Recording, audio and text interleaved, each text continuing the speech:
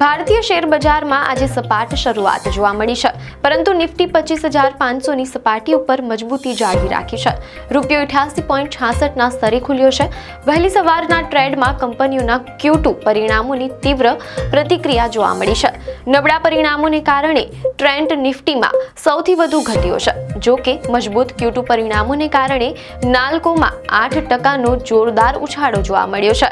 નબળા પરિણામોને કારણે ટ્રાન્સ અને રેક્ટ 20%ની લોઅર સર્કિટ પર પહોંચી ગયો છે.